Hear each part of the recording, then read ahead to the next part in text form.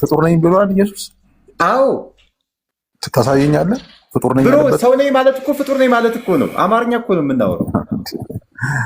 ወንድም አለም አንድ ነገር ልንገርህ። አሁን አንተ ጥያቄውን አትንገረኝ። ሰው ነኝ ማለት ይኸውልህ፣ ሰው ነኝ ማለት ፍጡር ነኝ ማለት ነው አይደለም? ጨርስ። እሺ ጨርስ። አትንገረኝ ብለኛል። ጨርስና ይሄ ማምጣት እኮ ነው ከአንተ የሚጠበቀው ማምጣት ነው። ኡሳማ ጀዋር ከዋሻ አምጣ። ይኸውልህ ወንድሜ፣ እንዲህ ብለው የሚያስተምሩ ሰዎች አንተን እያሳሳቱ ነው ያሉት። ውሸታቸውን ነው። ማን ነው እንዲህ ብሎ ያስተማረ? መጽሐፍ ቅዱስ ላይ ኢየሱስ ክርስቶስ እኔ አምላክ ነኝ፣ አምልኩኝ፣ ፈጣሪ ነኝ፣ ኦኬ ልመለክ እገባለሁ ብሎ አንድም ቀን አስተምሮ ያውቅም። አንድም ቀን ኦኬ። መጽሐፍ ቅዱስን ብታነባው እንዲህ የሚል ትምህርት አታገኝም። እንኳን አምላክ ነኝ ሊል ይቅርና ኢየሱስ ክርስቶስ ቸር እንኳን ሲሉት ማለት ነው ቸር እንኳን ሲሉት እንኳን አምላክ ሊባል ይቅርና ኢየሱስ ማለት ነው ቸር እንኳን ሲሉት ስለምን ቸር ትለኛለህ? ከአንዱ አምላክ በቀር ቸር የለም የሚል አንድ የተከበረ የፈጣሪ መልእክተኛና ነብይ ነው። ኦኬ። ስለዚህ ኢየሱስን አምላክ ነው ፈጣሪ ነው አትበል። አላስተማረም እሱ። ቢቢሲ ተግባባን። ሰው መሆኑን አንተ አምነህ ተቀብለሃል ማለት ነው ከመጽሐፍ ቅዱስ መረጃ ወስደህ። እኔ የማመኔ ጉዳይ እኔ ሙስሊም ነኝ። መጽሐፍ ቅዱስን የፈጣሪ ቃል ነው ብዬ አልቀበልም። እኔ ማምነው በቁርአን ነው። ግን አንተ ክርስቲያን ስለሆንክ መጽሐፉን ስለምታምንበት አንተ ከምታምነው መጽሐፍህ የምታመልከው ፍጡር እንደሆነና ፍጡር ማምለክህን እንድታቆም ጥሪ እያደረኩልህ። ኦኬ። ይሄ ወንድማዊ ምክር ነው። ኢየሱስ እኔና አብ አንድ ነን ሲል ምን እያለ ነው? እሺ በምንድን ነው አንድ የሆኑት እኮ? እስቲ አንተ እንዴት አየኸው? እሱን ደግሞ እሺ በጣም እኔ በማስረጃ እነግርሃለሁ። ኢየሱስ ክርስቶስና እግዚአብሔር አብ አንድ ናቸው። በምንድን ነው ከተባለ በዓላማ ምንድን ናቸው? አንድ ናቸው። የሁለቱም ዓላማ አንድ ነው። እግዚአብሔር አብ ኢየሱስ ክርስቶስን ለእስራኤል ልጆች ሲልከው ዓላማው ምንድን ነው? የእስራኤል ልጆች እንዲድኑ። ለዚህም ነው ኢየሱስ ክርስቶስ መንገድ ነኝ አለ። አየኸው? የእስራኤል ልጆችን ከእግዚአብሔር ጋር የሚያገናኝ መንገድ ነው። ዮሐንስ ወንጌል ምዕራፍ 17 ቁጥር 3 ላይ ምን አለ ኢየሱስ? ብቻህን እውነተኛ አምላክ የሆንክ አንተን የላከውንም ኢየሱስ ክርስቶስን አለ። ምን አለ? የላከውንም ኢየሱስ ክርስቶስን። አየኸው? ኢየሱስ ለማን ተልኳል? ለእስራኤል ልጆች። ማቴዎስ ወንጌል 15:24 ላይ ለእስራኤል ልጆች እንደተላከ ይናገራል። ስለዚህ ለምንድነው ለእስራኤል ልጆች የተላከው ስንል የእስራኤል ልጆችን ለማዳን ዓላማው ምንድነው? የእስራኤል ልጆች እንዲድኑ ነው። ኢየሱስ ክርስቶስ ዓላማው ይሄ ነው። ለዚህም ነው የእግዚአብሔርን ቃል ሲያስተምራቸው የነበረው። ለምሳሌ ማቴዎስ ወንጌል ምዕራፍ 7 ከቁጥር 21 ጀምሮ ብትመለከት የእግዚአብሔርን ትእዛዛት ሕግጋትን መፈጸም እንዳለባቸው ይናገራል። ለምን? እንዲድኑ። አየህ አይደለ? የክርስቶስ ዓላማ ይሄ ነው። አብም ኢየሱስ ክርስቶስን ለእስራኤል ልጆች ሲልከው ዓላማው ይሄ ነው።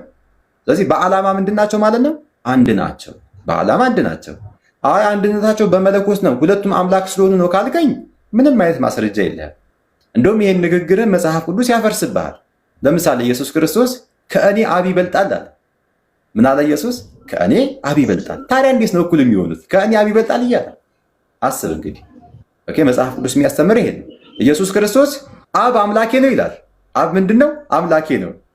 ኢየሱስ አብን ያመልካል፣ አብ ደግሞ በኢየሱስ ይመለካል። ታዲያ እንዴት ነው እኩል የሚሆኑት?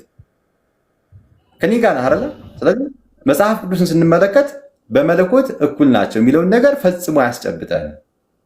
በዓላማ ግን አንድ እንደሆነ ዓላማቸው ይሄው በማስረጃ እየነገርኩ ነው። ስለዚህ አሁን እዚህ ጋር ስመጡ እንደው ለመስማት ከመጣችሁ እኛ እንነግራችኋለን። ወላሂ የገዛ መጽሐፋችሁን እንኳን እኛ አልሐምዱሊላህ ማስተማር እንችላለን።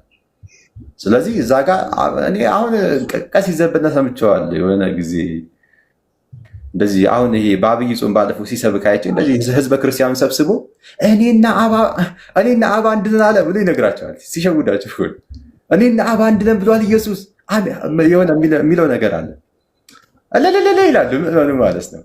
ግን ምንድነው ዲቴል ስናየው ይሄ ነው ያለው እውነታ ማለት ነው። በመለኮት ነው ኢየሱስ ክርስቶስና አብ በመለኮት ነው እኩልነታቸው ከሆነ የማይመስል ነገር ነው። አሁን መጽሐፍ ቅዱስ እንዳየ ነው ማለት ነው። ከእኔ አብ ይበልጣል እያለ አብ አምላኬ ነው እያለ እንዴት ነው አንድ የሚሆኑት? ከእኔ አብ ይበልጣል። አብ አምላኬ ነው። እኔ ከራሴ አንዳች ማድረግ አልችልም። አማርኛ እኮ ነው የምናወራው። ዮሐንስ ወንጌል ምዕራፍ 5 ቁጥር 30 እኔ ከራሴ ምን ማድረግ አልችልም? አንዳች ማድረግ አልችልም። አብሳ ሰማይን ፈጥሯል፣ ምድርን ፈጥሯል አይደል እንዴ? እንዴት ነው አንድ የሚሆኑት? ኦኬ ኢየሱስ ክርስቶስ ፍጡር ነኝ እያለ ነው። ፍጡርና ፈጣሪ እንዴት ነው አንድ የሚሆኑት እኩል የሚሆኑት? በምን ሂሳብ? ኢየሱስ እኮ ሰው ነኝ እኮ አለ። ሰው ነኝ አለ። አንተ እኮ ሰው ስለሆንክ ነው አይደል እንዴ ፍጡር የሆንኩ ብሮ? ቅድም እኮ ነግረኛል። አንተ ፍጡር የተባልከው ፍጡር ያሰኘ ሰው ስለሆንክ ነው። ኢየሱስ ክርስቶስም ሰው ነኝ አለ። አየህ አይደል? ከታረከው እኮ በቃ የምትመልሰውን ነገር አጠራጠር አድርገውና እድል ይሰጠን ለኛ። ቆይ ተራህን ጠብቅ። ቆይ ስለዚህ ቢቢሲ ተመለሳለህ። ይሄ ነው። አላህ ሂዳያ ይስጥ ኢንሻአላህ። ዱዓ አድርገታለሁ። አላህ ሂዳያ ይስጥ። ቀጥል። እሺ ምን ዱዓ የሚያደርግለት ራስ በሽንደዳሽ ምንድን? እሺ ቢቢሲ ቆይ አንዴ ወደ ባሻ እንመጣለን። ቢቢሲ ምን አልክ? አይ በቃ ገብቶኛል። የሚቀጥሉ ከሆነ ይቀጥሉ እነሱ። በጣም ጥሩ ኢንሻአላህ። አላህ ደግሞ ሂዳያ እንዲሰጥህ እንመኛለን። ሚውት አድርገህ አዳምጥ ኢንሻአላህ። እሺ ባሻ ምን እያልክ ነው? እኔ ሁሌ ትገርመኛለህ። እውነት ታነባለህ፣ ግን አሁን ለምሳሌ የኔ ጓደኛ ነበረ። እኔ በእንትን ነበር የተመረኩት በሃይድሮሊክስ። ያነባል ልጁ በጣም ያነባል፣ ግን አረዳዱ ነው ትንሽ የሚያስቸግረው። ሁሌ ያነባል። ሰው አንተ ምሳሌ ሆንክብኝ። አሁን ታነባለህ፣ አረዳድክ በጣም በጣም የወረደ ነው። ይሄ ደግሞ ምን ማለት ነው? ምን መሰለህ የምትረዳውና ያነበብከው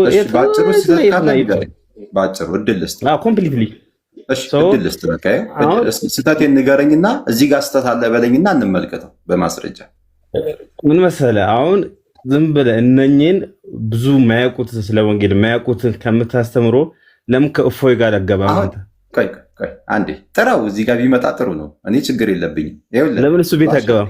እኛን መቼ አናገርከን? እንኳን እሱን ቀርቶ እኛ መቼ አናገርከን? ወንድም አይደል? ባሻ ለምንድን ነው እሱ ቤት የሚሄደው? እሱ ቤት ይለኛል። ለምን እሱ እዚህ አይመጣም? ለምን እሱ ከሱ ጋር ንጽጽር አገባም? ያለው ተራህን ጠብቅ። ቆይ ምን አልክ ባሻ? ለምን ከሱ ጋር ንጽጽር አገባም? ለምን አሰማም እንዴ? የነገርኩህ እኮ ነው። እኔ እኮ ቤቴን ከፍቻለሁኝ እኮ። እኔ አሁን እዚህ ጋር ቤቴን ሲከፍት እፎ አይገባም ብዬ ነው እንዴ? አጀማ ማንም ሰው ይምጣ እያልኩኝ እኮ ነው። የተሻለ መምህር ካለ አምጡ እያልኩኝ እኮ ነው ቤቴን ስከፍት። አንተ እሱ ጋር ለምን አትሄድም ላልከው፣ ለምንድን ነው የሚሄደው እሱ ቤት? ማን ስለሆነ? እሱ እሱ ጎበዝ አስተማሪ ስለናንተም ስለ ባይብልም ስለ ቁርአንም ሞር የተሻለ ስለሚያውቁ በጣም ጥሩ ናልኝ። በቃ አንተ እፎይ ስለ እስልምና ምናምን ጎበዝ አስተማሪ እንደሆነ አረጋግጠሃል። በጣም ጥሩ። እስኪ አንድ ካስተማረው ትምህርት አንድ በማስረጃ ንገረኝ። እሱ ካስተማራችሁ ትምህርት አንድ ንገረኝ። እኔ ነው እያልኩ አንድ ንገረኝ። አዎ ንገረኝ። ጎበዝ አስተማሪ ነው ያልከኝ ነው አይደለ? እሺ ጎበዝ አስተማሪ ከሆነ ካስተማረው ትምህርት አንድ ንገረኝ። እስኪ ስለ እስልምና ነው አይደል የሚያስተምራችሁ? እስኪ አንድ ንገረኝ። ነው ሁሌ ማስተምራችሁ አይደለም? አንድ ንገረኝ። ጎበዝ አስተማሪ ነው እየመሰከርክልን ነው አይደለ? አንድ ንገረኝ እስኪ እሱ የሚያስተምራችሁ። ስለዚህ ያው ከኛ የተሻለ ይችላል እሱን ስለናንተ ማለት ነው። ግን ንገረኝ ምን አስተማረ? አሁን እኮ ወሬ ብቻ እኮ ምንም አይሰራም። በማስረጃ አንተ አሁን እኮ ከንግግር ምንድን ነው የምንረዳው? እፎይ ጎበዝ አስተማሪ ነው ካልክ እንግዲህ ያስተማረው ትምህርት አለ ማለት ነው። ብዙ ትምህርት ያስተምራል ማለት ነው። ስለ እስልምና ሲያወራ በማስረጃ ነው ማለት ነው እንዳንተ ንግግር ከሆነ። ስለዚህ አንድ ካስተማረው ንግግር አንድ ስጠኝ ከእስልምና በማስረጃ። እኔ አሁን አላውቅም፣ ግን ሲያስተምር ብዙ እናንተ ጋር አየህ። አንተ አሁን ዝም ብለህ ነው በቃ ኡሳማ አስወርደውና እኛ እንጠይቅ። አየህ አይደለ? አንተ አሁን ዝም እፎይ የምትሉት ባይደው ያጀማ አንድ ቆይ ባቻ አይወርድም፣ ችግር የለም። አንድ ማወቅ ያለባቸው ነገር እዚህ ጋር እየመጡ እፎይ የሚሉ ክርስቲያኖች ጎበዝ ነው ምናምን ነገር ይላሉ። ወላሂ ወተላሂ አንድ ግን ይዞ አይመጡም። አንድ እስኪ እፎይ ካስተማረው ትምህርት እስኪ አንድ ስጡ ብላቸው አይሰጡኝም። አያቸው አይደል? እንግዲህ የቱን ያህል እንደወረደ። እሺ ስለዚህ ይሄን ነገር መረጃ ይኸው ከፍቻለሁ። ምንድነው ይጠይቀኝ? አንዴ እፎይ ካስተማራቸው ትምህርት ይዘው ሊጠይቁ ነው። እስኪ እንያቸው። ጎበዝ እስኪ አላስፋ። እሺ ከፍተናል፣ አንብበው እስኪ። እሺ ምንድነው ጥያቄ? ይኸው ጥያቄውማ ይኸው ቁርአን እንዴት እንደሚራገም እርግማን ነው እንጂ ይሄ ቅዱስ ቃል አይደለም። ሲጀመር እርግማን ነው። እስኪ አንብበው እስኪ። በጣም ጥሩ። አሁን አንብበው አይደለም አንተ ማስረጃ ካመጣህ እያነበብክ ጥያቄህን ጠይቅ። ምንድነው የሚራገመው? እና ምዕራፍና ቁጥሩን ደግሞ ተናገር። ጥያቄ ነው አይደል እየጠየቅ ያለው? አንብበው አይባልም። መጀመሪያ ንግግርን አስተካክል። ጥያቄ ከሆነ ጥያቄህን መጠየቅ ነው አንብበህ ራስህ። እና ምዕራፍና ቁጥሩን ደግሞ ተናገር። እርግማን ነው ይሄ ወይስ ቅዱስ ቃል ነው? ይሄ 9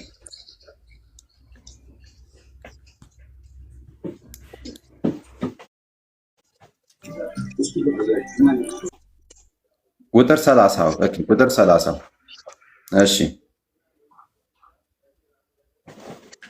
እሺ፣ በጣም ጥሩ። አንቀጹን እናስረዳ ያ ጀማ፣ በደንብ አድርጋችሁ ስሙ። አላህ ስለ አይሁድና ስለ መጽሐፍ ባለቤቶች እያወራ ነው። አንቀጹን እናስረዳለን። ከዛ ጥያቄ ካለው ይጠይቃል ማለት ነው። በደንብ አድርጋችሁ ስሙ ሁላችሁም። ከላይ ጀምሮ እንመልከት። እሺ ወቃለት ልየሁዱ ዑዘይሩን ብኑላህ፣ አይሁዶች አሉ ዑዘይር የአምላክ ልጅ ነው።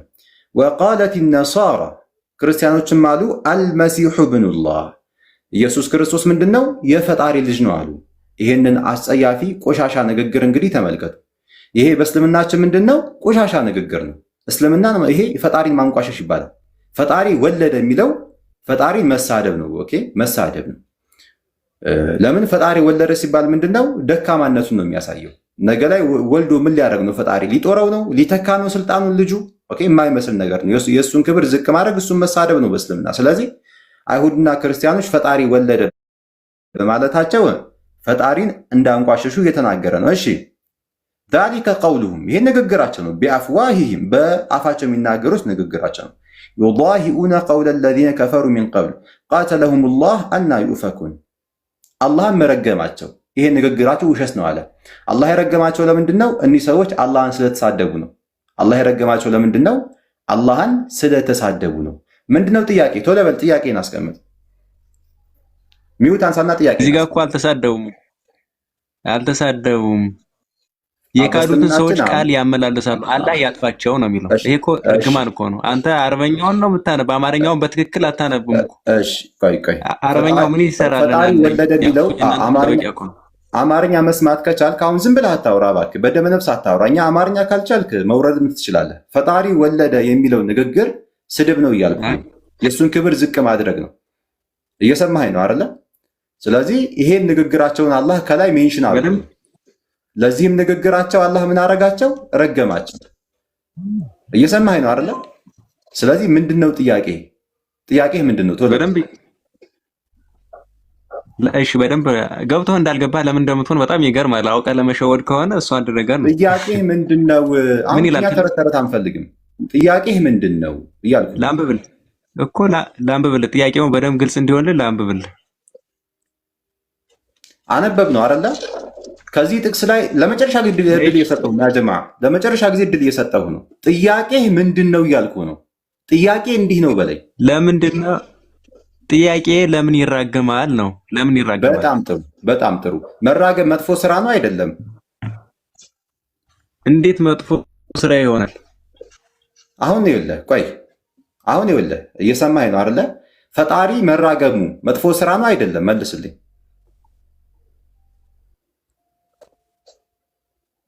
በቃ ችግሩን ፈጣሪ መራገምማ መጥፎ ስራ ነው። እሱ እኮ ምንም ጥያቄ የለም። በጣም ጥሩ ማስረጃ ስጠኝ። ይሰማል። የፈጣሪ መራገም መጥፎ ስራ እንደሆነ ማስረጃ ስጠኝ። ቶሎ በል ማስረጃ። እንዴት ነው ማስረጃ ስጠኝ ማለት? አንተ ፈጣሪን ለምሳሌ የምትራገም ከሆነ እንዴት ጥሩ ይሆናል? ማስረጃ። እኔ ምንም አሁን ወሬ አልፈልግም። ፈጣሪ መራገሙ በራሱ ተገቢ አይደለም። አሁን ስለ እስልምና እያወራን ያለነው ፈጣሪ መራገሙ በራሱ ተገቢ የሆነ ስራ አይደለም የምትል ከሆነ ማስረጃ አምጣ። ለዚህ ለራሱ ማስረጃ ያስፈልጋል አይደል? ያጀማ እኔ ክርስትና ላይ ከመጣሁ ጉድህን ነው የምዘከዝክልህ። ፈጣሪ መራገም ነው የሚገርምህ። መራገም ነው የሚገርምህ። እኔ ክርስትና ላይ አልመጣም። አሁን እንጨርስለት እስልምና ላይ። ቆይ ለመጨረሻ እድል የሰጠው ለመጨረሻ ጊዜ ወይ ለማውረድ ከሆነ ወይ አስወርደኝ። መረጃ ሲከፈት አትፍራ። ይዘው እንዲህ እንዴት እንደሚሳደብ ኢየሱስ እንደሚጠቅስኩላችሁ በደንብ ታብታብ አድርጉ። ይኸው ከ37 ጀምሮ ነው የምናየው። እዚህ ጋር ይህንን ሲናገር አንድ ፈሪሳውያን ከሱ ጋር ምሳ ይበላ ዘንድ ለምኖ ገብቶ ተቀመጠ አለ። ከምሳም በፊት አስቀድሞ እንዳልታጠበ ባየው ጊዜ ፈሪሳዊው ተደነቀ። ጌታም እንዲህ አለው፣ አሁን እናንተ ፈሪሳውያን የጽዋና የውጭቱን ውጭ ታጠራላችሁ፣ ውስጣችሁ ግን ቅሚያና ክፋት ሞልቶበታል። እናንተ ደንቆሮች የውጭውን የፈጠረ የውስጡን አልፈጠረምን በማለት ደንቆሮች እያለ ሲሳደብ እንመለከተዋለን። በሌላ በኩል ደግሞ ራሱ ያወጣው ሕግ ነው ያለው፣ ያው ደንቆሮ ብሎ መሳደቡን። እዚህ ጋር ደግሞ በማቴዎስ ወንጌል ምዕራፍ 23 ላይ እናንተ ደንቆሮች ዕውሮች እያለ እናንተ ግብዞች ፈሪሳውያን ጻፎች፣ እናንተ ዕውሮች መሪዎች ግብዞች ዕውር ፈሪሳውያን እያለ ሲራገም ነው የምንመለከተው። አሁን በአጭሩ ምንድነው ፖይንታችን? እርግማንን በተመለከተ የውሱ የሚያቀርበው ማስረጃ አለ። ተጨማሪ ማስረጃ ማቅረብ እንችላለን። ለምሳሌ ኦሪት ዘፍጥረት ላይ ምድር ለራሱ እግዚአብሔር ረግሟታል። ኦኬ። ስለዚህ አምላክ መራገሙ ተገቢ አይደለም ካለ አላህን ብቻ ሳይሆን እየተቃወመ ያለው ማንንም ጭምር ነው። የራሱን አምላክ እግዚአብሔር የሚለውንም ጭምር ምን እያለ ነው? እየተቃወመ ነው። ምን ሲል? አምላክ መራገሙ ተገቢ አይደለም ሲል። ለምን? እግዚአብሔር በቀጥታ ይራገማል። አሁን ለምሳሌ ኦሪት ዘፍጥረት ምዕራፍ 3 ቁጥር 17 ብትመለከቱ ምን ይላል? አዳምንም አለው የሚስትህን ቃል ሰምተሃልና ከእርሱ እንዳትበላ ኦኬ ካዘዝሁ ዛፍ በልተሃልና ምድር ከአንተ የተነሳ የተረገመች ትሁን። ምን ትሁን? ምድር የተረገመች ትሁን። እንደውም እግዚአብሔር የሚራገመው ማለት ነው ጭራሽ ጥፋቱን ያላጠፉ አካሎችን ነው የሚራገመው። አላህ እነማንን ነው? የተሳደቡትን ነው። አላህን ተሳድበዋሉ። ምን በማለት? አይሁዶች ዑዘይር ኢብኑላህ ዑዘይር የፈጣሪ ልጅ ነው አሉ። ክርስቲያኖች ኢየሱስ የፈጣሪ ልጅ ነው አሉ። ይሄ ለፈጣሪ ምንድን ነው? ስድብ ነው። ክብሩን ዝቅ ማድረግ ነው። ግልጽ ነው አይደለም? ስለዚህ ጥፋት ስላጠፉ አላህ ረገማቸው። ያንተ እግዚአብሔር ግን ምንም ጥፋት ያላጠፋችሁን በአዳም ምክንያት ምድር ምን አረጋት? ረገማት። ኧረ በለው አንተ አሁን በምን እኔ እኮ ችግራቸው ምንድነው? እልህ ነው። እነሱ አሁን ምንድነው ይመጣሉ፣ መጽሐፍ ቅዱስን አያውቁም። ዝም ብለው የመተው መማገር ነው። በኋላ ሲጠየቁ ደግሞ እንደ ኃይለኛ ያወራል እኮ። እኔ እኮ የሚገርመኝ ደግሞ እንደ ኃይለኛ ራሱ እንደ ኃይለኛ አድርጎ ያወራል። በጣም የሚገርሙ ፍጥረት ናቸው ወላሂ። አላህ ሂዳያ ይስጣችሁ። እሺ ሁሉም ነገር ክርስቲያን ነህ? እስኪ አጀማ በደንብ ታብታብ ያደርጋችሁ ኢንሻአላህ። ሁላችሁም አንድ ሁላችሁም ጣታችሁ ስራ እንዳይፈታ እዚህ ጋር ያላችሁ ሙስሊም እህት ወንድሞች እንዲሁም ክርስቲያኖች ካላችሁ ክርስቲያኖችም ጭምር ታብታብ ያደርጋችሁ ኢንሻአላህ። እሺ ክርስቲያን ካለ አስገቡ። ሮዚ ክርስቲያኖች ካሉ አስገቢያቸው። እሺ ማን እናስቀድም? እኔ ራሱ ነው የሚለው እኔ ራሴ እስኪ ሚዩት አንሳ። እኔ ራሴ ሚዩት አንሳ።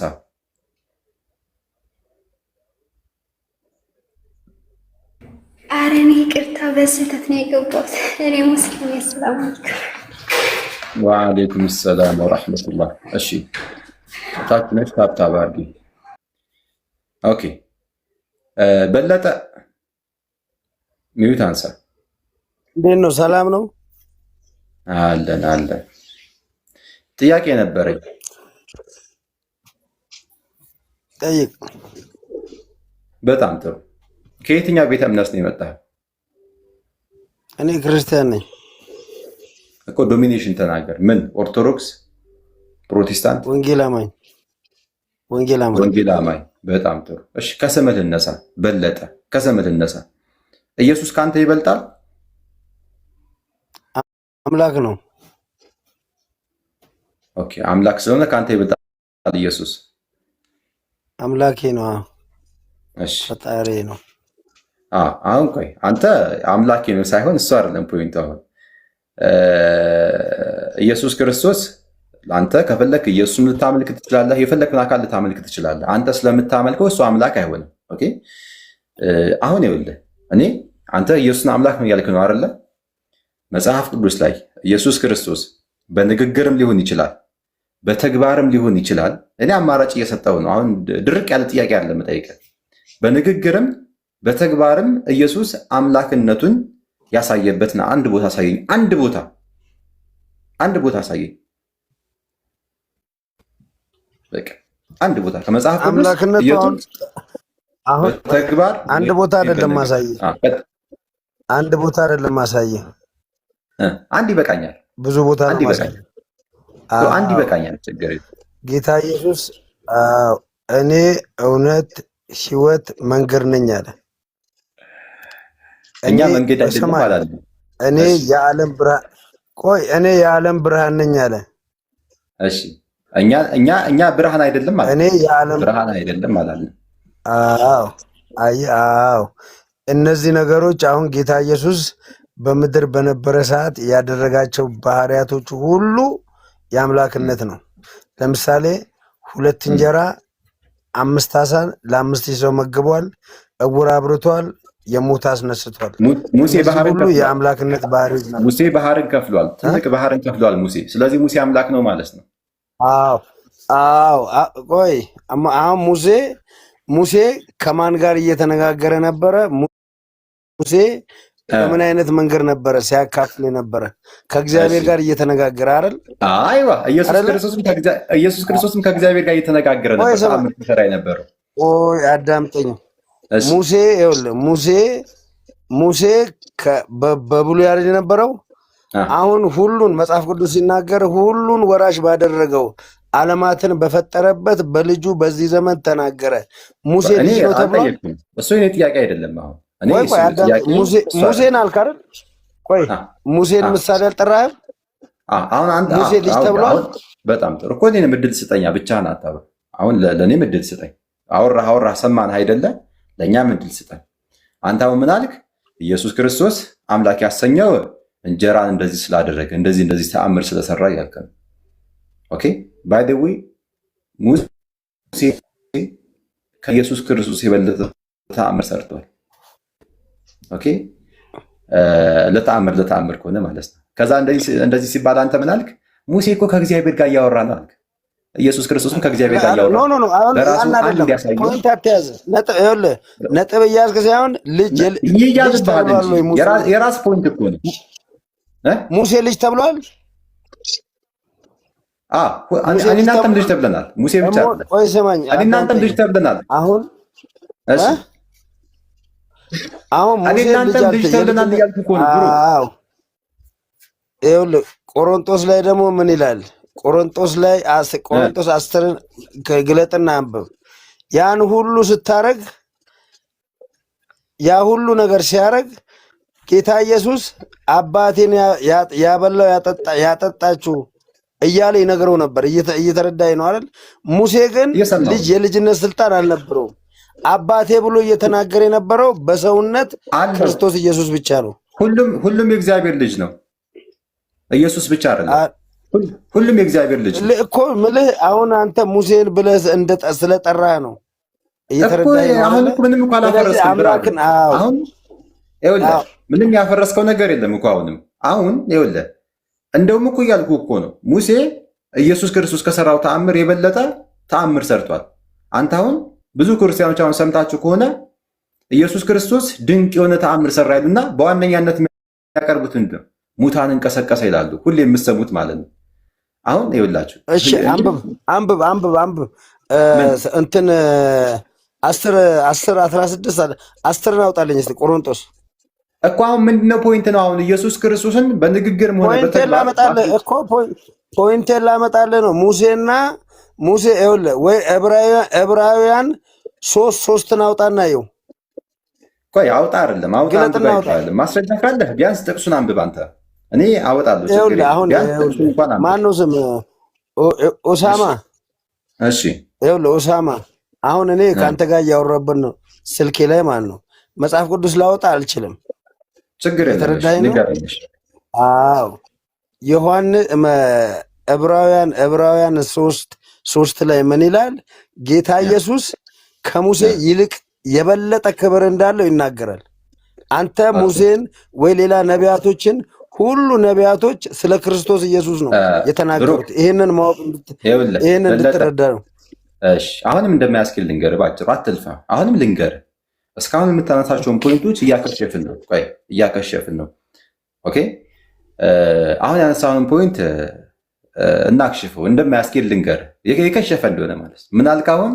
እዚህ ቦታ ዕብራውያን ላይ ኢየሱስ ክርስቶስ ከሙሴ የበለጠ ክብር እንዳለው ተቀምጧል አልክ።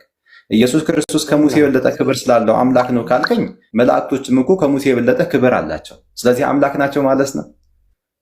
አየህ አይደለ?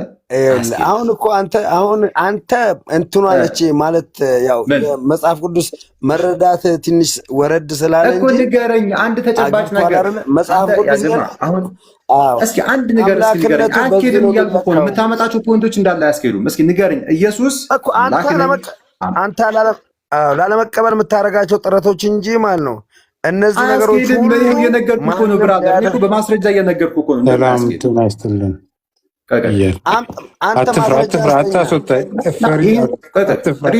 ሬድ የሚባለው ሰው አንድ ሰው እንዳስገባ ያጀማ። ይሄ ልጅ ተሳዳቢ ነው አውቀዋለሁ። እኔ ቤት ይውላችሁ ያጀማ፣ እዛ እንደለመዳችሁት አንድም ተሳዳቢ እዚህ ቤት ገብቶ ሊያወራ ዘንድ ስልጣን አይሰጠውም። ኦኬ፣ ከልባችሁ ተጸጽታችሁ እስልምናን መሳደብ ስታቆሙ እኛ ጋር ትመጣላችሁ። እያንዳንዳችሁ አውቃችኋለሁ። ሪድ የምትባል ሌላ ደግሞ አንድ ጓም ይባላል። እንደዚህ ተሳዳቢዎች አሉ። አፋቸውን እንደፈለጉ ይከፍቱና ቤታቸውን ከፍተው እዚህ መጥተው ደግሞ ያስመስላሉ ማለት ነው። ስርዓት እንዳላቸው መስለው እዚህ ጋር መጥተው እየተቀለሰለሱ ያወራሉ። እኛ አንፈቅድላችሁ እንደዚህ። ኦኬ፣ እዛ እስልምናን እያነወራችሁ የተሳደባችሁ ከኛ ጋር ትቀማመጡ። ይህ እስልምናችን አይፈቅድም። ይህን የማናደርገው ለምንድን ነው ከተባለ እስልምናችን ስለማይፈቅድ። ኦኬ፣ መጀመሪያ ስርዓት ይኖራል። አፋችሁን እንደ ልባችሁ እየከፈታችሁ እዚህ ቤት መግባት። እኛ ስርዓት ካለው ሰው ጋር የምናወራው። እሺ አብርሃም ቆይ ተራህን ጠብቅ። እሺ በለጠ ይኸውልህ ስማኝ፣ አሁን እኔ ቻሌንጅ እያረኩ ነው። ኢየሱስ ክርስቶስ በተግባርም ሆነ በንግግር አምላክነቱን ወይ ደግሞ ፈጣሪነቱን የገለጠበት ቦታ ካለ ስጠኝ እያልኩ ነው ባጭሩ። እዚህ ቦታ እነዚህ ነገሮች ሁሉ ባህሪያቶቹ ሁሉ የአምላክነት ነው እያልኩ ነው።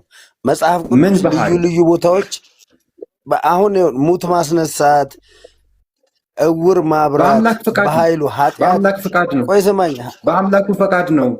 እሺ በአምላክ ፈቃድ ተአምር መስራት አምላክ የሚያደርግ ከሆነ ይኸውልህ፣ እሺ ቀጥልሽ። ይኸውልህ ስማኝ፣ እነዚህን አሁን አንተ በአምላክ ፍቃድ ነው ማለት አንተ መብት ነው ወይ ደግሞ በራሱም ስልጣን ምናምን መብት ነው። እኔ አይደለም ስማኝ፣ አንተ አትበለኝ። እኔ ብሎ የተናገረ መጽሐፉ እሺ ብሏል።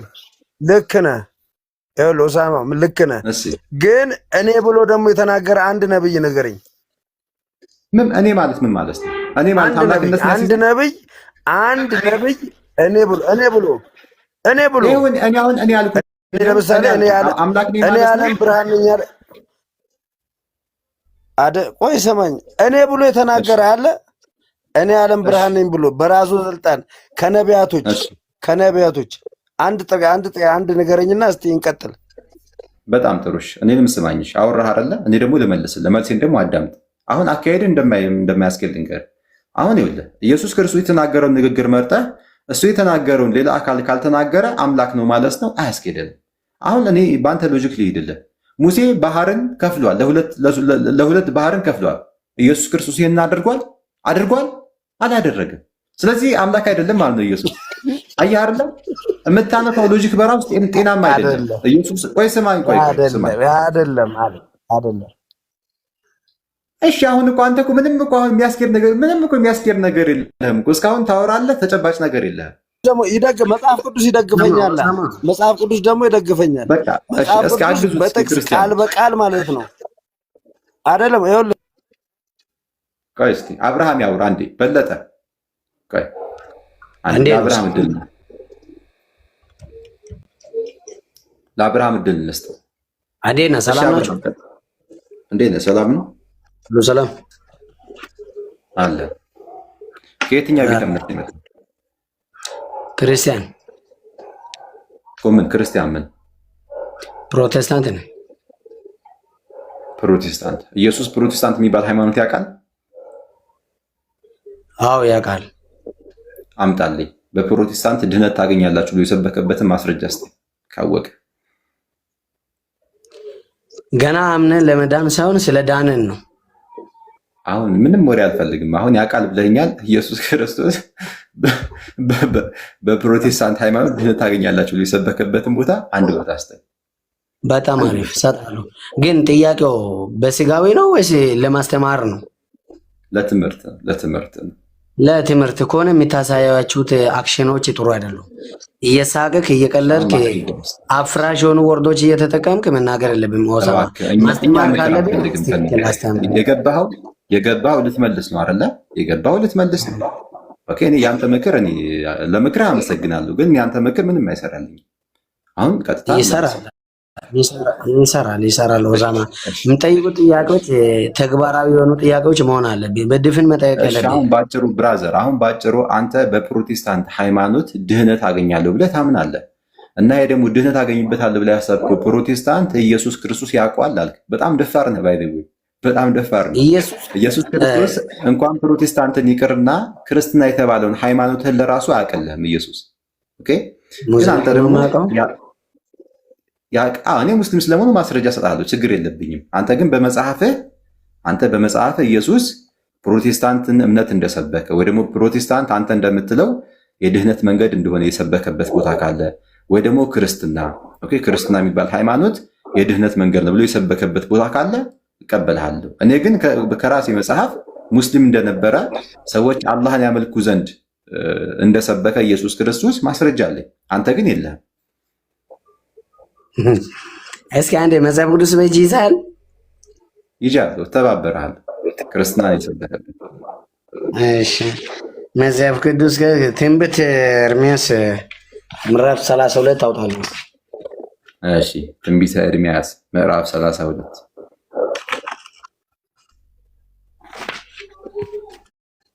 እሺ 32 አንቀጽ ንገረኝ። ያጀማ ታብታቡን አንዴ 100 ሺህ አስገባትና እረፍት ታደርጋላችሁ። አንዴ 100 ሺህ አስገባት። ሁላችሁም እኮ ብትተባበሩ ቀላል ነች፣ ብዙ ሰው ስላለ አንዴ ታብታባ 100 ሺህ አስገባትና ከዛ እረፍት አድርጉ ከፈለጋችሁ። እሺ ምዕራፍ ይቅርታ፣ አንዴ 32 ምዕራፍ 32 አንቀጹን ንገረኝ። ከ27 አንብብልኝ እስኪ። እሺ 27 በጣም ጥሩ። እነሆ እኔ የሥጋ ለባሽ ሁሉ አምላክ እግዚአብሔር ነኝ፣ በውኑ እኔን የሚያቅተኝ ነገር አለን ይላል። እሺ ስለዚህ እግዚአብሔር አምላክ እንደሆነ እየተናገረ ነው። ይሄ እኔ ጥያቄ አይደለም። አምላኩን እግዚአብሔርን አምኜ ስለ ዳንኩ ነው ስለ ድነት እየጠየቀው ጥያቄ። እሺ ይሄ አንደኛ የኔ ጥያቄ አይደለም። የኔ ጥያቄ ምንድን ነው?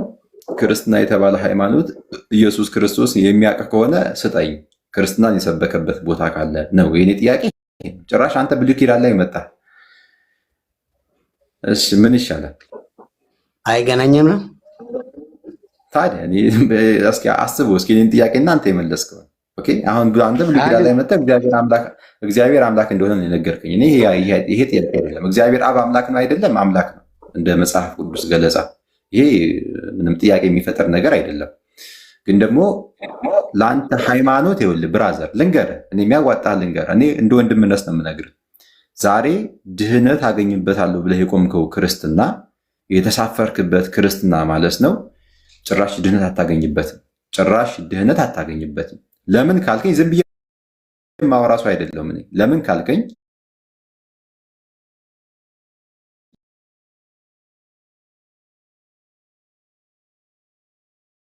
ክርስትና ሃይማኖት ድህነት ታገኛላችሁ። ክርስትና አልተቀበሉ ማስረጃ ነው የፈለግከው። ስብከት አሁን እየሰበከን ማስረጃ እየጠየቅን ነው። ኦሳማ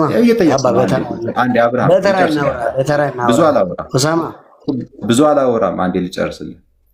ኦሳማ አንዴ እየሰማኸኝ ነው? አንዴ ይኸውልህ እንድትመልስልኝ እኮ እየጠየቅኩህ እኮ ነው። እንዲገባ ሀሳቤ እንዲገባህ ነው። ኦኬ ስለዚህ አንድ ነብይ ስለ ክርስትና የሰጠው እውቅና የለም። ካለ ስጠኝ እያልኩ እኮ ነው። ለምሳሌ ስላሴ አሁን ክርስትና ነው አይደለ? ስላሴ በአካል ሶስት አንድ አምላክ የሚለው ስላሴ የክርስትና ዋና መሰረት ነው። ልክ ነኝ? አብርሃም ከኔ ጋር ነህ? እየሰማሁ ነው። ቀጥል። እየተግባባ እንድንሄድ ነው። ስለዚህ አሁን የክርስትና ዋና መሰረት የሆነው እምነትን ስላሴን እንኳን አንድ ነብይ አያውቅልህም። አንድ ነብይ ወላ ኢየሱስ ክርስቶስ ለራሱ አያውቅልህም። መጽሐፍ ቅዱስ ላይ ተመልከት። እንግዲህ ክርስትና የቱን ያህል እውቅና ያልተሰጠው ሃይማኖት እንደሆነ ተመልከት። ወላ ኢየሱስ ክርስቶስ ወላ ያሁላ ነቢይ የእግዚአብሔር ቃል ሲገለጥለት የነበረ ሕዝቅኤል፣ ኢሳይያስ፣ ሙሴ፣ ኢያሱ እነዚህ ታላላቅ የእግዚአብሔር ቃል ሲሰጣቸው የነበሩ ነብያቶች ስላሴ የሚባል ነገር አንድም ቀን አስተምሮ አያውቁም። ግን እንደነሱ እምነት አንድ ኦዛማ ቀጥል። አንድ ጥያቄ አለኝ። ቀጥል። እሺ ጠይቅ። ይሰማል? በሙስሊም አስተምሮ የሰው አፈጣጠር እንዴት ነው? ከየት ነው የተፈጠረው? ኦኬ፣ ሰው በአራት መልኩ እንደተፈጠረ ነው እስልምና የሚያስተምረን። የመጀመሪያው አዳም ነው ወይ ደግሞ አደም አለይሂ ሰላም ማለት ነው። አፈጣጠሩ ነው የተፈጠረበት እኮ ሰው እንዴት ነው የተፈጠረው እያልከኝ ነው አይደለ? ታዲያ አሰማም እያወራሁት ያለሁት እኮ ስለሱ እኮ አማርኛ ነው አይደል የምናወራው? አዳምጠኝ። ሰው የተፈጠረው በአራት መንገድ እያልኩ ነው። ሰው እንዴት ነው የተፈጠረው እያልክ ነው እየመለስኩልን። ሰው የተፈጠረው በአራት መንገድ ነው እንደ እስልምናችን። አንዱ አዳም ወይ ደግሞ አደም የምንለው ከአፈር ተፈጥሯል። ከአፈር ተፈጥሯል። ለዚህ ማስረጃችን ምንድን ነው? ሱረቱል አሊ ኢምራን ምዕራፍ 3 ላይ ማለት ነው። ኢነ መተለ ዒሳ ዒንደላሂ ከመተሊ አደም ኸለቀሁ ሚን ቱራብ ሱመ ቃለ ለሁ ኩን ፈየኩን። ኸለቀሁ ሚን ቱራብ አለ። አደምን ከአፈር ፈጠርኩት አለ። ማስረጃ እየተቀበልክ ነው አይደል? ስለዚህ አንዱ አዳም ከአፈር እንደተፈጠረ ቁርአን ላይ ማስረጃ እየሰጠሁ ነው። እንደዚህ ልትቀጥልልህ ጥያቄ የለህም? ላብራራልህ ሁሉንም በማስረጃ በአማርኛ ላይ ቁርአኑ ታነብኛለህ? እየተረጉምኩልህ ነው። ከፈለክ አማርኛውን ገብተህ ማየት ትችላለህ። ይኸው እነግርሃለሁ። አንቀጹ ሱራ 15:33 አውጣልኝ። እሺ ልጠይቅ ነው። ኦኬ ሱራ ስንት? 15:33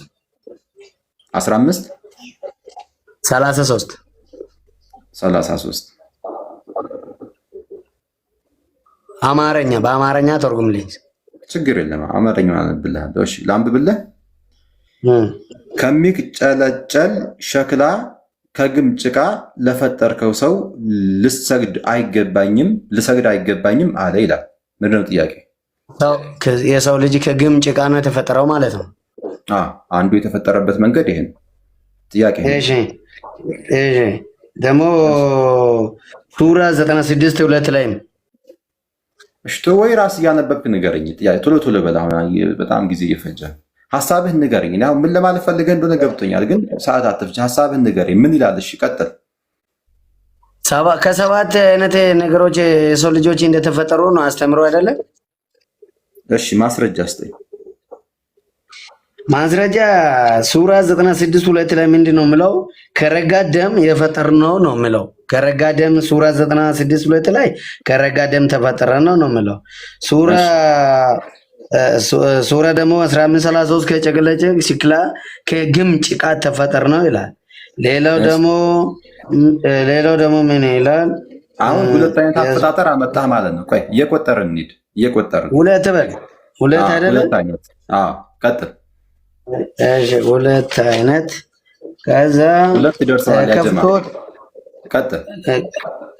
ፍቅር ነው ዘገደም እሺ ተብቀላይ እንነማላይ በእሺ ሱራ ምእመን ካዲች ከመገማ ተቆርጭካ በርግበቀራ ሱራ 15:26 እሺ ከመገማ ጭቃ ጥቁር በእርግጥ ፈጠር ነው ይላል። እሺ አሁን ራሱን ደገምከው። ከአፈር ላይ ነው ከጭቅልጭል ነው የምለው።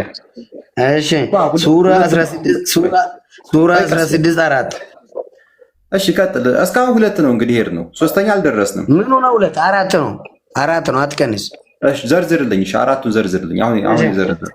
ሱራ 16:4 ምን ይላል? ሰውን ከፍትወት ጠብታ ፈጠረው፣ ከዚያም እርሱ ወዲያውኑ ትንሣኤው ደገምከው ራሱ ግልጽ ተብራሪ አላነበብኩም። አሁን እስካሁን ሁለት ነው የሄድከው ብራዘር። እሺ ወይ ይኸውልህ፣ አሁን እባክህ አታዝገን። አንዴ ሶስተኛ ጨምሬያለሁ ካልክ ንገረኝ። ምንድን ነው ሶስተኛ የሰው ልጅ የተፈጠረበት መንገድ? እስካሁን ሁለት ነው የምታወራው። ምንድነው አሁን አንተ ያረካለው? እስኪ እኮ ነው የምትናገረው። እያነበብኩ ያለው አትሰማም ወይስ እንዴት ነው? ወላ ለምን ትቀንሳለህ? እሱ አሁን እየቆጠረ ያለው ምንድነው? ከአፈር የሚለውን አሁን ነቢዩላህ አደም ወይ ደግሞ አዳም አለይሂ ሰላም የተፈጠረበት ስቴፕ ባይ ስቴፕ አለ አይደለ? ከአፈር ቆይ ቀስ ብለህ አንድ እና ከግምጽ ጋር ተፈጠራችሁ ወይስ ጠይቅ መልስ ወይ አዳምጥ። አብርሃም አንተ ጥያቄህን በስነ ስርዓት ፖይንትን አስቀምጥና ከዛ በኋላ ማብራራቱን ለኛ ተው ማለት ነው። ምክንያቱም እኛ የቁርአኑ ባለቤቶች ነን፣ መልስ እንመልስልሃለን። አሁን አንተ ከወርቅ ነው እንደተፈጠርከው በስነ ስርዓት አውራ እንጂ ጠይቅ። ከዛ በኋላ እኛ ማስረጃችንን እናመጣለን፣ መረጃና ማስረጃ እናወራለን ማለት ነው። ጥያቄህን ጠይቅ፣ ከዛ በኋላ እንመልስልሃለን። ከአፈር ነው ተፈጠርኩ እንጂ ከግምጽ ቃል ተፈጠርኩ። እሺ አንተ ከምንም ተፈጠረ። እኔ እሱ አይደለም አሁን ጥያቄ ስለአንተ አፈጣጠር አይደለም እያወራን ያለን። አሁን ለመጨረሻ ጊዜ እድል ልስጥህ። በጣም ቤቱን እያዛከው ነው ያለው። አሁን በሰው ልጅ አፈጣጠር ላይ ጥያቄ ካለ ጥያቄህን አቅርብና ሚውት አድርግ፣ ከዛኛ እንመልሳለን። ኦኬ በላይ ምንድነው አሁን እኔ እያልኩ ያለሁት? ደስማኝ ትሰማለህ? እሺ አሁን ልትመልስ ነው አይደለ? ለመመለስ ጥያቄ መረዳት አለብህ። ኦኬ እና መጽሐፍ ቅዱስ ላይ ኢየሱስ ክርስቶስን ሰዎች ኢየሱስ ክርስቶስን አምላክ ሊሉት ይችላሉ። ኦኬ እሱ ማተር አያደርግም። እሱ ለኛ ማተር አያደርግም። የኛ ፖይንት ምንድነው? ኢየሱስ ራሱን አምላክ ነኝ ብሎ ወይ ደግሞ ፈጣሪ ነኝ ብሎ አስተዋውቋል ወይ ነው። ራሱን አምላክ ነኝ ፈጣሪ ነኝ ብሎ አስተምሯል ወይ ነው። ካላምጣልኝ ይሄው ሰማሃለሁ። ቅድሚያ ይሄንን እናውራበት አይሻልም? መጽሐፍ ቅዱስ ይዛል አይደል? ይዣለሁ እኮ መጽሐፍ ቅዱስ ላይ አሁን ሮሜ አንድ ጀስቲ አንብብልኝ።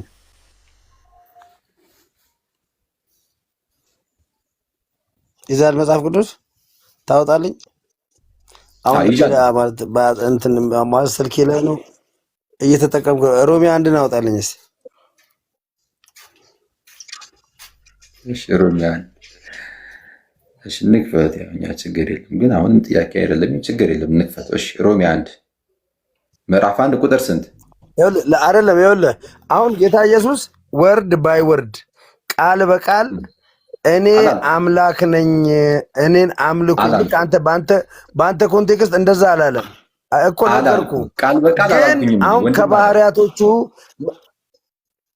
እና እንደዛ እኮ ነው አይደል ያልከኝ? አይደለም ይኸውልህ ቃል በቃል ማለት ልንገርህ፣ ቃል በቃል ማለት እኔ የምልህን ቃል በቃል ነው። ለምሳሌ አሁን ኢየሱስ ክርስቶስ አምላክ ነኝ ያላትን ቃል አምጣልኝ ብለህ ይሄ አስቸጋሪ ሊሆን ይችላል። ግን ደግሞ እኔ ሰፊ አማራጭ እየሰጠው ነው። በአጭሩ እኮ ነገርኩህ። አሁን ኢየሱስ ክርስቶስ አሁን እዚህ ምድር ላይ መጥቷል አይደለ? እዚህ ምድር ላይ መጥቶ ለ33 ዓመት ያክል ኑሯል። ሁላችንም እንደምናውቀው የራሱን ምንነት ገልጿል ኢየሱስ ማለት ነው። ኦኬ ስለዚህ ራሱን ለሰዎች ሲያስተዋውቅ በቀጥታም ሆነ በተዘዋዋሪ መንገድ እያልኩ እኮ ነው። በቀጥታም ሆነ በተዘዋዋሪ መንገድ እኔ አምላክ ነኝ፣ አምልኩኝ፣ ፈጣሪ ነኝ ብሎ የተናገረበት ነው። ብዙ አማራጭ እየሰጠው ነው። ፈጣሪ ነኝ፣ አምልኩኝ፣ አምላክ ነኝ፣ ልመለክ ይገባኛል፣ ሰማይ ምድርን ፈጥሬያለሁ። ኦኬ እንደዚህ ብሎ የተናገረበት ቦታ ካለ ስጠኝ፣ ወይ ደግሞ በተግባር አምላክነቱን ያሳየት ቦታ ካለ ስጠኝ። ይሄ ከልል ታዲያ እንዴት ታመልከዋለህ? እሱ ግን በተቃራኒው ነብይ ነኝ ነው የሚለው። ቅድም ገለጽኩልህ እኮ አሁን ሙት ማስነሳት፣ አሁን እነዛ ነገሮች ሁሉ በአምላክነት የተደረጉ ነገሮች ናቸው። ሙት ያስነሳው በፈጣሪው ፍቃድ ነው። ሙት ያስነሳው ኢየሱስ ክርስቶስ በፈጣሪው ፍቃድ ነው እንጂ በራሱ ስልጣን ነው። በራሱ ብቃት አይደለም። እግሩን ሽቶ እንግዲህ ይኸውልህ አሁን አንተ ማለት ነው አሁን ሌሎቹ አድርግ አታድርግ ተብለው ነው። አሁን ለምሳሌ ኢሳይያስ ሲናገር የሰራዊት ጌታ እግዚአብሔር እንደዚህ ይላችኋል፣ እንደዚህ ይላል እያለ እየተናገረ ነው። ሙሴም እባክን የምታመልከውን አምላክ እንደዚህ አድርግልን ምናምን እየተባለ ነው ያደረገው። ጌታ ኢየሱስ ግን በራሱ ስልጣን ነው። አሁን በቃሬዛ ሬሳ ጭነው ሲሄዱ በመንካት ብቻ በራሱ ስልጣን ሙት አስነስቷል። የተለያየ ቦታ ላይ በራሱ ስልጣን ኃጢአትሽ ተሰርዮልሻል ብሎ ቃል በቃል ተናግሯል። ይሄ የአምላክነት ባህሪ ነው።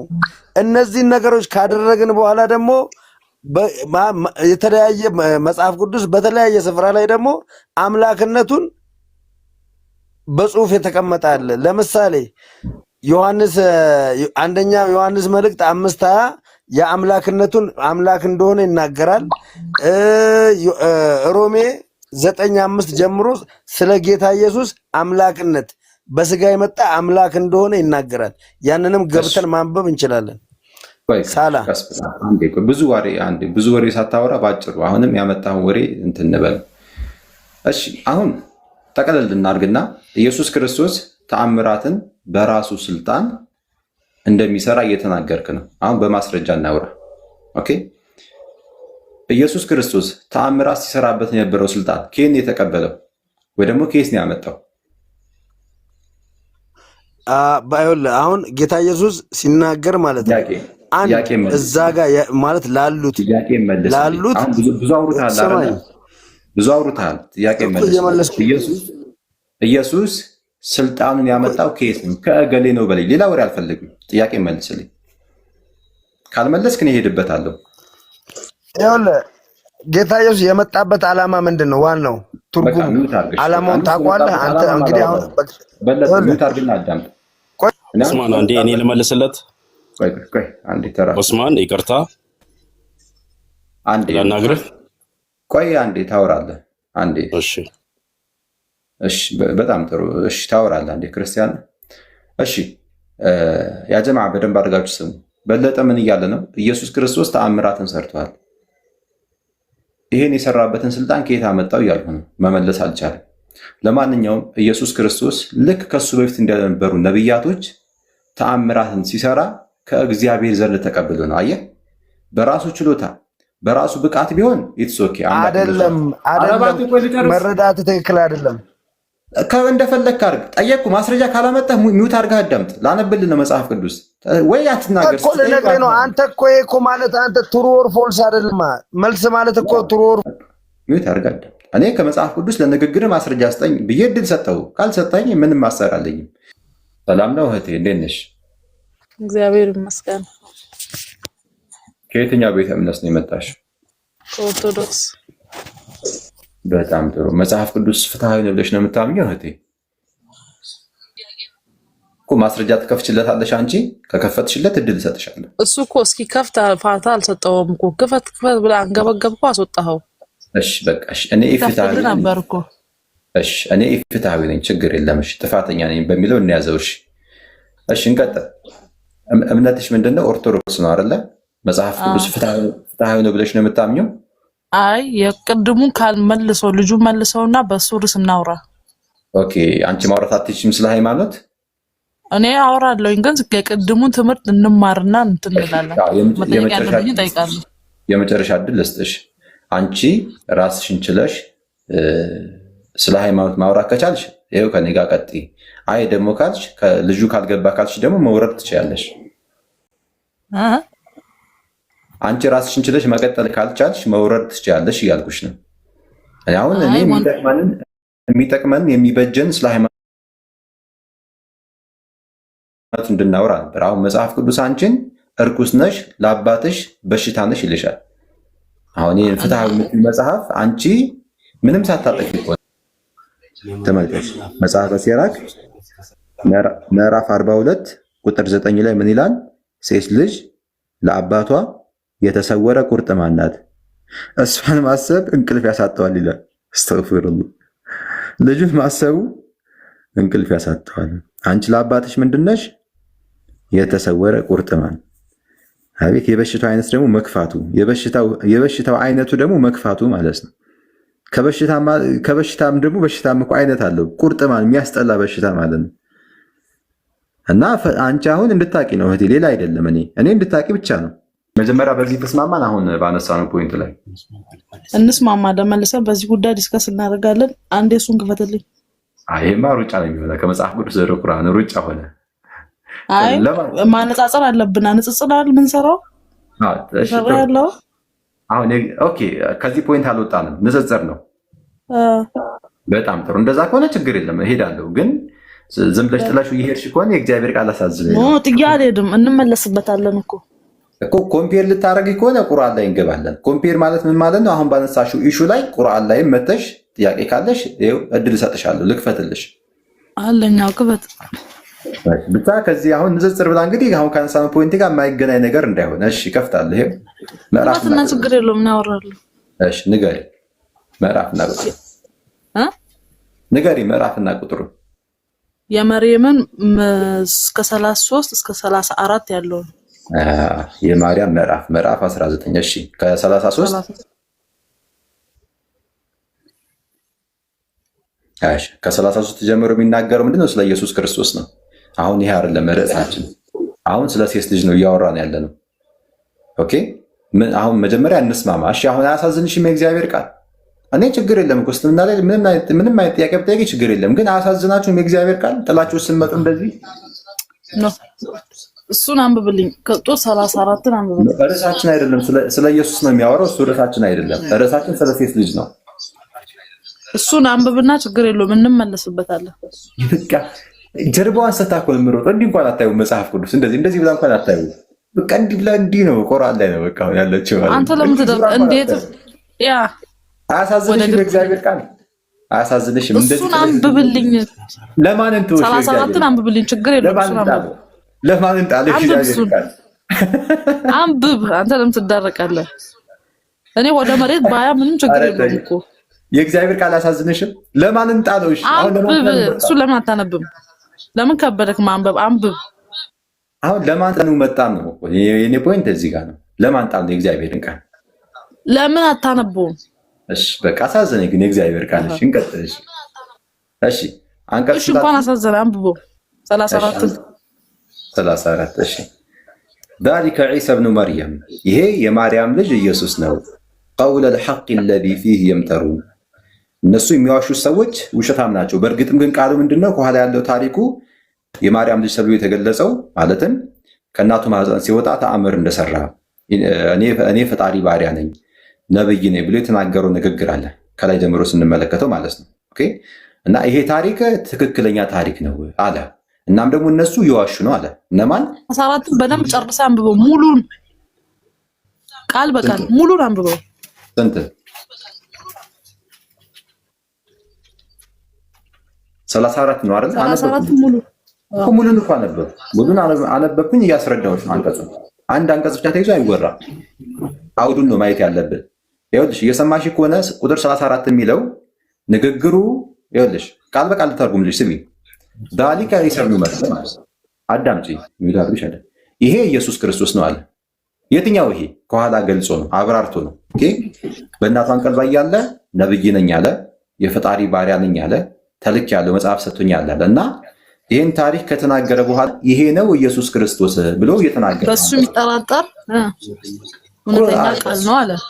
ልቀጥል፣ ስሚኝ አልጨረስኩም። ልቀጥል እና ቀውለ الحق አንተ ለምን ተጠራጠርክ? ጌታ በመሆኑ አንተ ለምን ተጠራጠርክ? ጌታ በመሆኑ ማን ነው ጌታ ያደረገው? ኢየሱስ ክርስቶስ ይላል እዚህ ጋር። እንደዛ ነው ያነበብከው። ምንድን ነው የሚለው? አሰሚም እንደ እየነገርኩሽ ከሆነ እሺ፣ ካልሰማሽ እሺ፣ እንዴት እንግባባ? መጽሐፍ ቅዱስንም ካልሰማሽ ቁርአንንም ካልሰማሽ እንዴት እንግባባ? ለማወዛገብ እሺ፣ አንብብ፣ ችግር የለውም። ምንድን ነው የተወዛገብሽው? እዚህ ጋር ጌታ የሚል አለ ካለ አምጪልኝ። እኔ እየነገርኩሽ ነው ሐሳቡን። ዳሊካ ኢየሱስ ኢብኑ መርየም አለ። ይሄ ነው ኢየሱስ ክርስቶስ አለ። ይኸውልሽ አሁን አንቺ እኮ ችግሩ ከመሀል ነው የገባሽ። አሁን አንቺ ከመሀል ገብተሽ ነው የምታወሪው። ታሪኩ የሚጀምረው ከላይ ነው። ከእናቱ ማህፀን እንደወጣና የፈጣሪ ባሪያ ነኝ እንዳለ ነብይ እንደሆነ ፈጣሪያችን አላህ ተረከ። ኦኬ እንደዚህ ብሏል፣ እንዲህ ብሎ ተናግሯል ኢየሱስ ክርስቶስ አለና። እሺ አንድ ጥያቄ።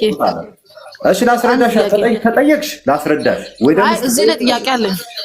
እሺ ምንድን ነው ጥያቄሽ? እናንተ በኢየሱስ ማታምኑ ከሆነ ቁርአናችሁ ለምን ኢየሱስ ብሎ ጻፈ? እኛ እናምናለን። እናንተ ናችሁ ማታምኑት እህቴ። ለምንድን ማናምነው? እኛ በደንብ ነው የምናምነው እንጂ እናንተ በሱ ተዋሻችሁ ጌታ ብለን ተቀበልነው። እናንተ በሱ የዋሻችሁ ነው እንጂ ያመናችሁ አይደለም። ማስረጃ ልስጥሽ? እሺ አንድ ጥያቄ። መጽሐፋችሁ ላይ ለምን ኢየሱስ የሚለው ስም በዛ? ዝም ብላችሁ አሁን ዝልል ምንም አይሰራም እህቴ። አንድ ቦታ ላይ ቆም። አይ ዘለልኩ አይደለም እኮ እንድንተማመን ነው አይደለም። አንድ ጥያቄ እያልሽ እኮ ዝም ብለሽ እየሄድሽ ነው ያለሽው፣ እየነዳሽ እኮ ነው ያለሽው። አንድ ቦታ እናውራ። አንድ ቦታ ላይ ቆም። ኢየሱስ የሚለው ቃል የእናንተ ቁርአን ላይ በብዛት አለ። አዎ የኛ ነው ኢየሱስ፣ የኛ እኮ ነው። አይደለም፣ ትልቅ ስህተት ነው። እናንተ የምታምኑት ሌላ ነው። ኢየሱስ በሚለው አይደለም። ኢየሱስ ከሆነ እኮ ምንም አያጋጨንም፣ ልዩነትም አይኖረንም ማለት ነው። ኖ አንቺ ችግር የተፈጠረው ምን መሰለሽ እህቴ፣ ችግር የተፈጠረው ምን መሰለሽ፣ የተጋጨ ነው ማለት ነው። አንቺ ኢየሱስ ክርስቶስ የተናገረውን ሳይሆን ቤተክርስቲያን የሚናገሩትን ይዘሽ ነው ከኛ ጋር እየተጋጨሽ ያለሽው። ቤተክርስቲያን ምን ትላለች? ኢየሱስ ስሚ፣ ቆይ ረጋ በይና ስሚ እባክሽ። እስኪ ረጋ በይ፣ ተረጋጊ፣ ቀስ በይ። እኔ ተረጋግቼ ነው ያለሁት። በቃ ስለዚህ አዳምጪ። አሁን ካላዳመጥሽ ዝም ብለሽ ማውራት ከሆነ ቆርቆሮ፣ ይሄ እንደ ቆርቆሮ መሆን፣ ቆርቆሮውን ዝም ብሎ ይጮሃል አይሰማም። ግን እንደዛ ነው እየሆንሽ ያለሽው። አሁን እንደዛ አትሁኚ። እንደ ሰው ሁኚኛ፣ እየሰማሽ ተናገሪ። ሰው የሚልሽን ነገር ስሚ። መጮህ ብቻ ምንም አይሰራም። ስለዚህ አሁን ምንድነው ኢየሱስ አሁን የተጋጨ ነው ምንድነው? አሁን እህቴ ጥሩ ፖይንት ነው ያነሳችው። የተጋጨ ነው ለምንድን ነው ከተባለ ቤተክርስቲያን የነገሩሽ የተሳሳተ ኢንፎርሜሽን ነው። ምንድነው እሱ? ኢየሱስ አምላክ ነው፣ ኢየሱስ ፈጣሪ ነው። አይሻርለ እዚህ ጋር የተጋጨ ነው።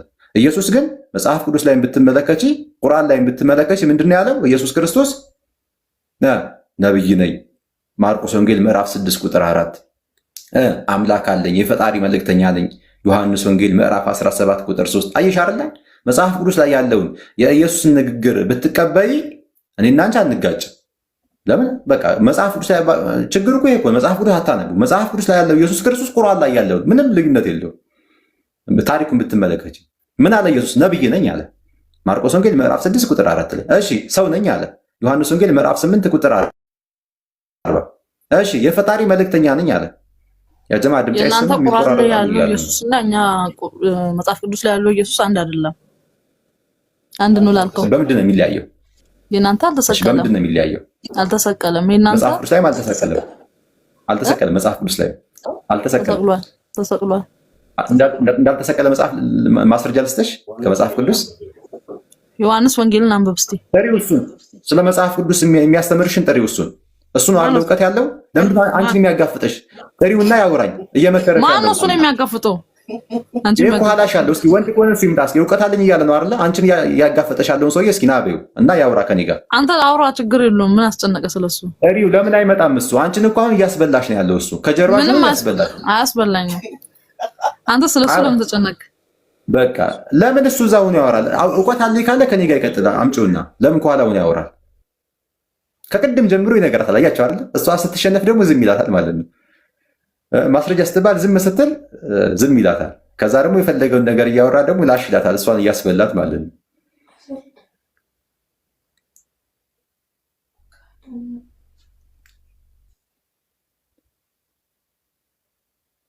እሺ ስለዚህ አሁን ያጀማ ግልጽ ነው። መጽሐፍ ቅዱስ ላይ እና ቁርአን ላይ ኢየሱስ ክርስቶስ አንድ ነው፣ ምንም ልዩነት የለም። አስተምህሮታቸውን ስንመለከት አንድ ናቸው። ነብይ ነው፣ የፈጣሪ መልእክተኛ ነው፣ ሰው ነኝ አለ። ሰው ነኝ መጽሐፍ ቅዱስ ላይም ሰው ነው፣ ቁርአን ላይም ሰው ነው። ነብይ ነው፣ ቁርአን ላይም ነብይ ነው። የፈጣሪ መልእክተኛ ነው፣ ቁርአን ላይም ይህን የተቀመጠው። ስለዚህ አንቺና እኔ እየተጋጭን ያለነው ለምንድን ነው? እየሰማሽ ከሆነ ቤተክርስቲያን ኢየሱስ ክርስቶስን አምላክ ነው ፈጣሪ ነው ብላ ስለምታስተምርሽ እዛ ጋር ተጋጨን። እኛ ግን አምላክ ነው ፈጣሪ ነው አንልም። ለምን? ሰው ፈጣሪ ሊሆን አይችልም። ያጀማ ፍጡር እንዴት ነው ፈጣሪ ሊሆን የሚችለው? የትኛው ጭንቅላት ነው የሚቀበለው? አረ እንደው ወላሂ እስኪ ቆም ብላችሁ አስቡ። ግድ የለም እንደው እስኪ አንድ እንደው አላህ በሰጣችሁ አንጎል፣ አላህ በሰጣችሁ ጭንቅላት እስኪ ተጠቀሙ። እስኪ ፍጡር እንዴት ነው ፈጣሪ የሚሆነው? በምን ሂሳብ፣ በምን ካልኩሌሽን? ኢየሱስ ፍጡር ነኝ አለ። እኔ እኮ ከመጽሐፋችሁ እኮ ነው ማስረጃ መሰጣችሁ። ከገዛ መጽሐፋችሁ የተሰጣችሁ እንኳን አትቀበሉ። ከገዛ መጽሐፋችሁ ኢየሱስ ፍጡር ነኝ አለ መጽሐፍ ቅዱስ። ሰው ነኝ ማለት ፍጡር ነኝ ማለት ነው አይደለም? ያትማ ሰው ነኝ ማለት ምን ማለት ነው? ሰው ነኝ ማለት ፍጡር ነኝ ማለት እኮ ነው። እኛ ፍጡር የተባልነው ለምንድን ነው? ሰው ስለሆንን አይደለ እንዴ? እኛ ፍጡር የተባልነው ሰው ስለሆንን እኮ ነው። ምንነታችን ሰው ስለሆነ ነው። ኢየሱስ ምንነቱ ሰው ነው። طيب ስለዚህ ሰው ነኝ ካለ ፍጡር ነኝ ያለ እንዴት ነው ታዲያ ፍጡር ፈጣሪ ሊሆን የሚችለው? አስቡ ባካችሁ። ዝም ብላችሁ የተሰጣችሁን ነገር ይዛችሁ አትሄዱ ባካችሁ። ራዕይ ዮሐንስ ምዕራፍ 14 ከቁጥር 1 ጀምሮ ሪፈር ላድርጋችሁ፣ ግቡና አንብቡት። ራዕይ ዮሐንስ ምዕራፍ 14 ከቁጥር 1 ጀምሮ ምን ይላል? በጽዮን ተራራ ከበጉ ጋር የቆሙ 144,000 ሰዎች አሉ ይላል። በጽዮን ተራራ ከበጉ ጋር፣ በጉ የተባለው ኢየሱስ ነው። አምላካቸው በግ ይባላል መጽሐፍ ቅዱስ ላይ።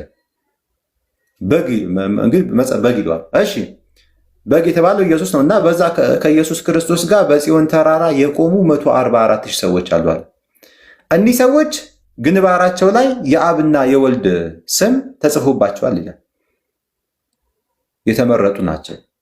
ሰማያዊ በሆነ መዝሙር ይዘምራሉ ይላል። ተመርጠዋል። አያችሁ አይደል? አንደኛ ከኢየሱስ ጋር ተራራ ላይ ቆመዋል አብረው ተመርጦ ማለት ነው። ግንባራቸው ላይ የአብና የወልድ ስም ተጽፏል። በሰማያዊ መዝሙር ይዘምራሉ፣ የተመረጡ ናቸው። ለምን ሲባል ደናግሎች ናቸው፣ አልረከሱምና ደናግሎች ናቸው ይላል። አይ ከሚስታቸው ጋር ግንኙነት ካደረጉ ድንግልናቸውን ያጣሉ፣ ረከሱ፣ በቃ አለቀ።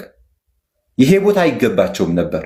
ግን እሳ ደናግሎች ስለሆኑ ከሚስቶቻቸው ጋር ግንኙነት አድርገው ስላረከሱ ምንድን ናቸው? ከእግዚአብሔር ጋር የተመረጡ ሆኗል ማለት ነው። ደናግሎች ናቸውና አለ ቁጥር 4 ላይ አልረከሱምና አለ። ከቃሉ ጋር ናቸው አይደል? ስለዚህ አንድ ባል ከሚስቱ ጋር ግንኙነት ካደረገ ለራሱ ከእግዚአብሔር ጋር በተራራው አይቆምም። እና ሴትን ልጅ በተለያየ መልኩ ስንመለከት እኔ ብዙ ማስረጃ ማቅረብ እችላለሁ፣ ግን አሁን ያው ብዙ ሰዓት አወራን። እንዳይደክማችሁ እህት ወንድሞች፣ ኢንሻአላህ እንዳይሰለቻችሁ፣ ነገም እንቀጥላለን። አላህ ካለን ነገ ቀንም እንገባለን። እዚህ ጋር ክርስቲያኖች እንዲታደሙ የእግዚአብሔር ቃል ሲነበብ ክርስትና ምንድን ነው የሚለውን ነገር ሲነገር እንዲሰሙ እንዲታደሙ እናንተ ሰበብ ስለሆናችሁ ኦኬ። አላህ ሂዳያ ይስጣችሁ። እስከሚደክማችሁ ድረስ ታፕታፕ ሼር ኮፒ ሊንክ ስታደርጉ የነበራችሁ አላህ ሂዳያ በሂዳያ ላይ ይጨምርላችሁ። አላህ ሀጃችሁን ያሳካላችሁ ኢንሻአላህ። ስለዚህ በዚህ መልኩ እንቀጥላለን። ነገም ከነገ ወዲያም በአላህ ፍቃድ የምንቀጥል ይሆናል።